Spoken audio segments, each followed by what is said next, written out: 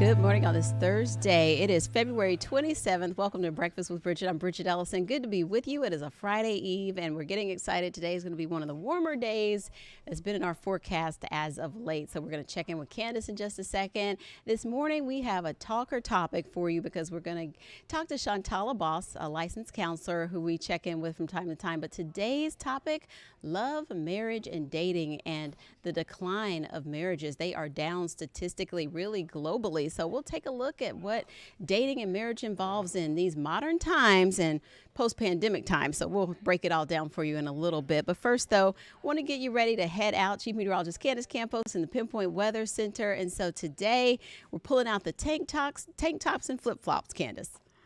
Oh my gosh, yeah, the weather's gonna be so much warmer than what we've experienced all week long. We had temperatures staying in the 60s on Monday because it was rainy and cold and Foggy. Tuesday we kept the cloud cover in place. Yesterday was a nice day. Today, that is going to be the warm spot of the week, as highs today are expected to get even into the low 80s across our inland zones. But that 80-degree weather won't stick around for very long, as we are watching. No, very comfortable. Okay. Very Comfortable 80. comfortable Okay, 80s. nice. We have a lot of dry air. Yeah, we have dry air in place. But it's going to be still a comfortable day, just a warm, comfortable. So when you're in the shade, it actually feels still pretty nice outside. So I'm glad you asked that question, because there's a very big difference between 80 degrees in the summer and 80 degrees in the winter. But we are going to continue to see a cold front that's going to come through later on tonight. And then that's going to start changing the weather forecast just a little bit. So let's take it to the map, show you what's going on. Warm day today, nearing about 80 degrees outside. And then as we head into early tomorrow, it won't be noticeably colder when you wake up in the morning, even though that cold front's coming through. You'll start seeing it throughout the day, and then especially as we head into the overnight hours, Friday night and into Saturday. So kind of widening out the view, this is our satellite and radar composite. We have warmer air that's going to continue to kind of build in before that front gets here. Once the front pushes through, that's when we will start to notice the much cooler air. So these are your hourly temperatures for today. Our average high for this time of the year is 77. We're hitting about 81 degrees for today. Then later on tonight, you can notice those overnight lows are still hovering just above that average mark. So there's not a big drop in temperatures because of this cold front for tonight. Again, that cooler air will be more noticeable as we head into the weekend. So as you can see here, clouds remain forecast, stopping the clock right there throughout the overnight hours. Early Friday morning, you can see that we're really not going to be dealing with a lot of rain associated with this cold front. But as it continues to slide through, the skies will clear throughout daybreak tomorrow, and then that nice weather will stick around. So this is kind of the temperature trend over the next few days. So 80s today, we'll get down into the 70s, low 70s for tomorrow, kind of moderating back to near normal for Saturday and Sunday. But notice our lows tonight will be nearing 60, but Friday, Saturday, and Sunday will be kind of flirting in these upper 40s to low 50s. A nice stretch of weather. But before you know it, those temperatures are going to be ramping up again. As of now, the Climate Prediction Center is still highlighting most of the deep south between March 5th and March 9th, which is about like 8 to 10 days out, still looking well above average. With that being said, next week we are watching the approach of a new cold front. Could get a couple 80s in the mix before that front gets through. We'll be bumping up rain chances just a hair, but then we're looking at another system, not so much next week, but the week. Yeah, not so much this coming week, but the following week, Bridgett, that's when we're really going to start noticing kind of that big spring shift, not just for us locally here, but across the rest of the country. But the problem with those springtime cold fronts is that they tend to come with a lot of severe weather. So I think we're really going to start seeing a big kind of change across the country. Yeah, not with this cold front coming through next week, but it's going to be that following front. So we're talking about around that same week that we tend to spring forward. I think we're really going to start noticing kind of a big, tilt in the weather forecast. All right, just in time for spring breaks rolling in. You know it. It never fails, right? Yeah. All right. Thank you, Candace. You're welcome.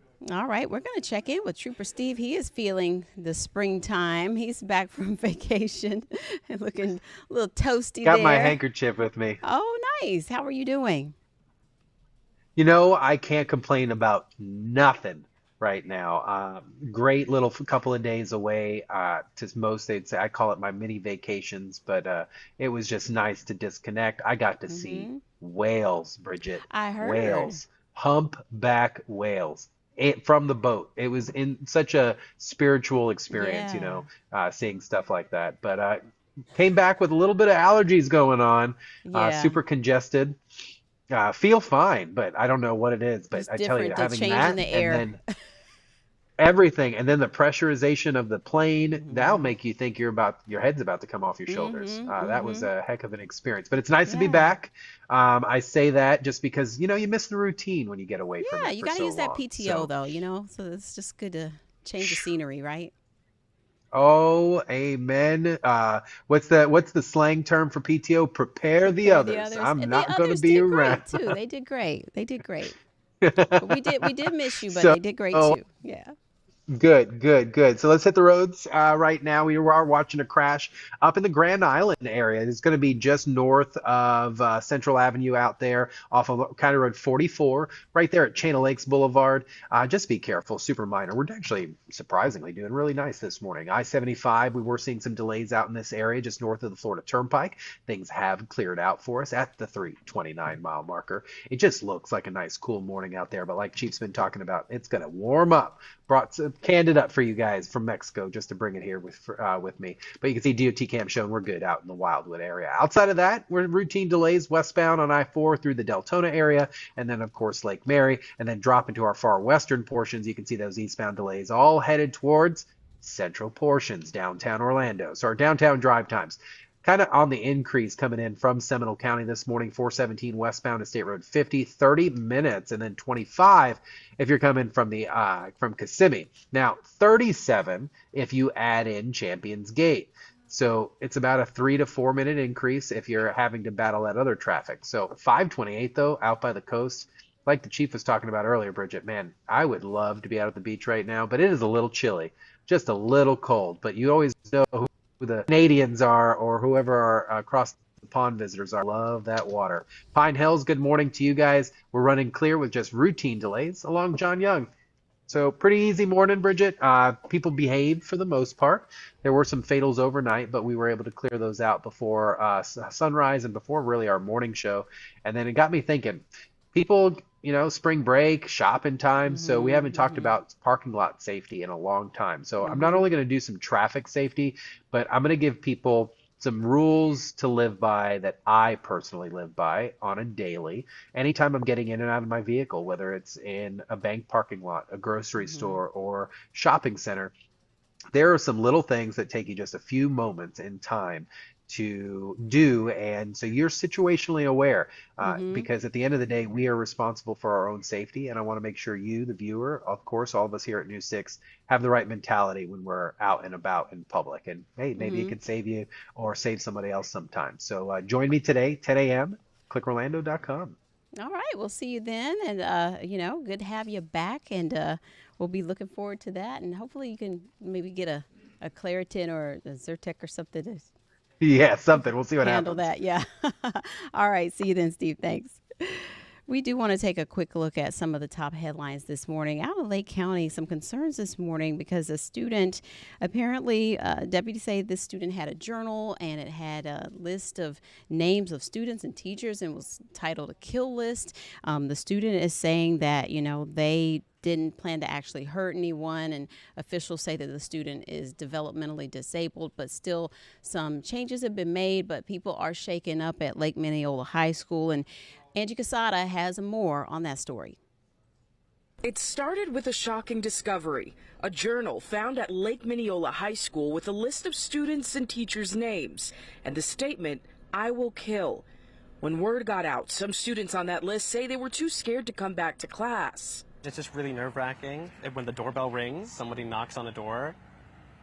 We don't know who it is. The past 2 days, I haven't been to school. I've been having trouble sleeping, and I just haven't had the energy to get up and go. None of us have really been to school these as past far as 2 I've been days. aware. The Lake County Sheriff's Office says the student who wrote the list told a deputy they never intended to hurt anyone, claiming the names belonged to people who bullied them. But parents of those students tell News 6 that's not true. These kids are not bullies, and they have, I can only really speak for Landon, but all of them, but I know Landon's just been racking his brain over the last few days about what could he have done to trigger this, to have him be so upset that he wrote his name on this list. The school district says the student who wrote the list has been, quote, alternatively placed, but they won't say exactly what that means. And the sheriff's office says no arrest was made because the student has cognitive and developmental disabilities and didn't fully understand the gravity of the situation. And so we'll be following the latest developments with that as we move throughout the day. And speaking of school safety, there's actually a summit happening right now, a conference here in the area. And our Mark Lehman has more on how they are hosting this event, the Department of Education, taking a look at better ways to respond in case of emergency as well as safety around schools. In an ever-evolving world of protecting students, leaders in education and law enforcement are coming together at Florida's first national summit on school safety. Topping the agenda is the impact of the 2018 Parkland school shooting. What have we learned since Parkland, and how is that being applied today? Parkland was the game changer, and how it did so is really our diligence as a state in identifying potential threats early. News 6 education expert Jordan Rodriguez says threat assessment is a key issue. During the summit, there will also be talks on school safety legislation. That's happening as state lawmakers are considering a bill to roll back gun control passed in the wake of Parkland. One measure would undo a law that raised the age for buying a rifle from 18 to 21. 18 or 21 is not going to make a difference in my mind. It is getting to the mental health crisis. That's what we've got to put all of our energy into, and identifying those kids early. Meanwhile, negotiations continue between Orange County Public Schools and 5 cities to keep resource officers on 30 campuses. The cities have argued and offered to increase salaries isn't enough, and if a deal isn't reached, the district would have to turn to guardians. There's probably going to be some discussion about guardian programs. There'll probably be some discussions about what kind of trainings are going to go on. We have information on the services for late State Senator Geraldine Thompson. There will be a public viewing this morning at 11 at the homegoing service set tomorrow for 11, actually, and the viewing is today at Majestic Life from 3 p.m. to 5 p.m. at Majestic Life off of Kirkman Road. The late State Senator, a longtime Florida leader representing West Orange County, died last week after complications from knee replacement surgery. Thompson was 76. Also this morning, we had a busy night along the Space Coast, several launches. We had some Starlink internet satellites head out, and that was overnight. We also had a lunar launcher that also took off from the Space Coast. So a busy day yesterday. The lunar lander is called Athena, and so you can read up more about that on clickorlando.com. We're going to take a quick break. We'll be right back. We'll be talking about love, marriage, and dating in modern society with licensed counselor Shantala Boss. Stay with us. Welcome back. This morning we are catching up with licensed counselor Shantala Boss, and we're talking about a different topic this morning when it comes to love, dating, marriage, and sort of a decline in marriages statistically. So good morning. Good to see you again, Shantala. You too, Bridget. So there have been lots of articles about this lately, and so I'm from what I'm seeing, it seems like it's a global trend that sort of like marriages statistically are down and birth rates are down in some places. And why is that? Well, I believe it's because there's more social isolation than ever before. People aren't going out and meeting people like they once did. Unfortunately, I think especially when COVID started, it's good and bad because we got online, we did a lot more Zoom, we did a lot more FaceTime, and we learned a lot more how to connect with other people without seeing them in person. But that's continued, and now it's so easy to stay home and not go out and not meet people. And especially with our young people, that's almost foreign to them. They're more isolated than ever before.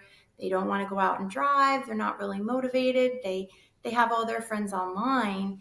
And that can become a problem when it comes to meeting other people and really having that social connection, because we do need that as humans. Mm-hmm. And so people are starting to venture out more, but like you said, it's still still sort of, a resurgence of that. But we've also seen people sort of shying away more and more from some of the traditional like dating apps that have been really popular like the last 15, 20 years. So it's like people aren't really loving those as much as they did at first.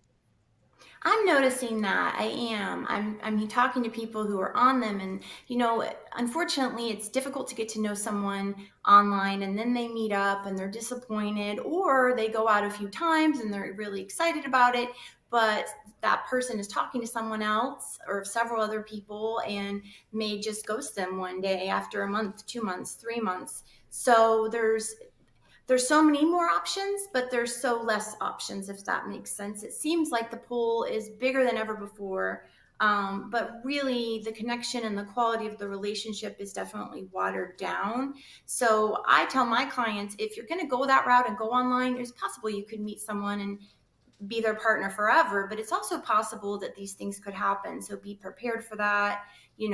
What kind of warning signs do you need to look for if it's not a relationship that you really want, and really making a list of what you're looking for and deciding that before you go out there on those dating apps, I think is really important. And dating in general, to have that expectation list and make sure you know what you're looking for.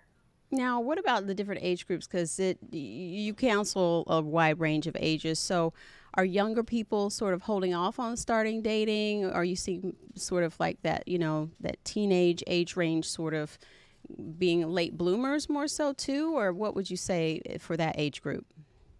I would say teenagers are still in person, seeing each other, dating. I think it really happens more when the young adults get into the workforce after college and, they have their career, they're starting their career, they're getting busy, and they feel like everyone else is living their life. They feel like they've lost connection, and it's easy for that to happen. So it's really important that they get into things that they enjoy, maybe get involved in their community, volunteering or hobbies. It doesn't have to be sports. It could be something like art class, pottery class, learning new things, things they're interested in, so they can meet someone and have that common bond and connection, and make a friend first instead of having that pressure of having to go on a date right away. And what would you say, generationally, because it seems like we've seen stories about women who maybe have waited to get married and then like they're getting into like those later years for childbearing. So now people are like waiting, and, if they can afford to, they try to like freeze eggs and things like that. So people are putting off marriage sort of as long as possible. Do you think it's a more of a hesitation now, or just people are, willing to take the chance that it might not happen? I think maybe it's more of a freedom thing for women. I think within the last 30 years or so, women have become much more liberated in how their jobs and their careers and what direction they want to go. And, also with fertility treatments, they don't necessarily have to stay or be with a man. So I think there's a lot of other options for women. And so that's part of it. And that's not necessarily a bad thing. But I do believe that women are more empowered than they have been in the past, and they may not want to be in a long-term relationship, but still have the perks of having a family. And then I would imagine that when you're talking to people who are having counseling and things like that, they may have had experienced trauma and things like that, either in their family down the line and things like that, that might make them feel shying away from, dating or marriages. So it can sort of be hard to overcome that if it's been a generational thing where there maybe been a big history of, either divorces or maybe abusive relationships that can make people sort of shy away. That's true. And, that's been around for as long as marriages have been around, but people are talking about it more. Mental health is a big topic. So people are more aware now of what they want, what they need, what they're looking for, because they want that quality relationship, where I feel like in the past it was part of the life cycle and you just have the relationship and you stay with that person. Now it's like, what do I want out of this? How is this meeting my emotional needs to be the best version of myself, which is different than it used to be. Which is a positive thing for both, for men, women, for everyone. And I think as a result, marriages will last longer should a person get to know themselves and know what they need and want and how they want to grow together. So I think it can be a real positive thing as well. And so it seems more so as it's become more emotionally intimate and more about, those true feelings of connection.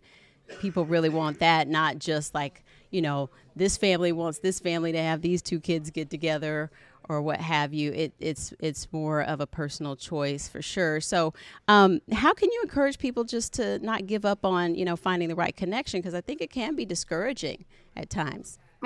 You're so right. It really can be. I think it's just, not giving up and really starting with friendship. I mean, I think what happens with these apps and some of these dating platforms, the pressure is on right away to go on a date, have that type of a romantic connection. And I think just having friends, meeting people through other people, through activities, having less pressure on, it's almost like sitting and having an interview with several different people and having to make a decision for the rest of your life.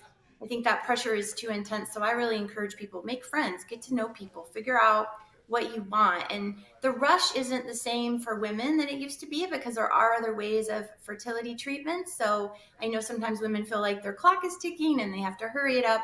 So that hopefully encourages people as well, that there are things that can help with that, so that we don't feel rushed into it to have kids or whatever it is with a family.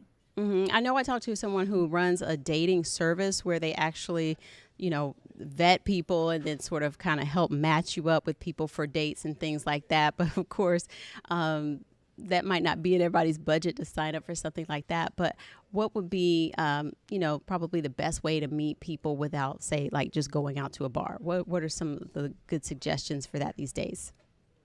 I think it's shared activities. If that's, whatever kind of activity it doesn't have to be physical. I think it's finding someone that you can start the connection on something you enjoy doing. And then you can build on that and meet up regularly doing that activity. Not that you have to go on a date or that you have to wait for them to call or they have to wait for you to call them, or there's all this pressure. So finding mutual interest, even if it is virtual, online gaming, a lot of people meet partners that way, gaming, having fun, getting to know each other, and then meeting up. I think group activities, things like that, really take the pressure off and develop those friendships. Yeah. And so whether or not that ends in marriage or not, everybody needs connection and companionship, whether it is relationships, friendships. That is something that you have to kind of encourage people not to shut down. I would imagine that happens sometimes for people. I think it does. And when we're not connecting socially and emotionally, there is depression and anxiety, because we are social creatures. So it's easy to feel sometimes like we have a ton of friends because we look on Instagram, we look on Facebook, and all these people are commenting, but that's kind of a false reality. And I think people get caught up in that and wonder, why am I so lonely? I'm always talking to people. But having those in-person, intimate connections, friendship, dating, whatever it might be, is so important for mental health. And it's easy to forget and easy to feel like we have it when we don't. So keeping that at the forefront of our brains, and when we wonder why we're feeling low or feeling a little down, remembering we do need that, even if it's every other week, going out with a friend for dinner, things that get us out of the house, get us meeting people, get us talking to people. I was at Quest Diagnostics the other day, and everyone was sitting on their phone, and one woman was talking to someone across from me, and then she said, "Oh, I don't think we're allowed to talk. Everyone's on their phone." So I piped up and I said, "No, let's have a conversation." That's refreshing. And Yeah. laughing. Yeah. Yeah, it's true. Yeah. And so definitely something we do have to be more intentional about, though, these days. It definitely is. We have to remember to do that, not always be looking at our phones, because it's a default, and then it's easy to not talk to people. Yeah. Well, Chantal, it's always good to talk about this. We could go on, but where can people go for more information and, reach out for, assistance if they need help sort of breaking out of that shell? Well, if they're looking for support, see a therapist. Psychology Today is a great resource. You can put in what insurance you have, what type of therapist you're looking for, and it can kind of match you with people within the area. So that's a really good resource to look at. All right. Wonderful. Always good to see you. Thanks. You too. Bye, Bridgett. Bye. All right, we have a really interesting story, and you might want to go ahead and get your tickets. Our Lisa Bell has more on the story behind the history of the Brooklyn Bridge and a show you can go see to find out more about that.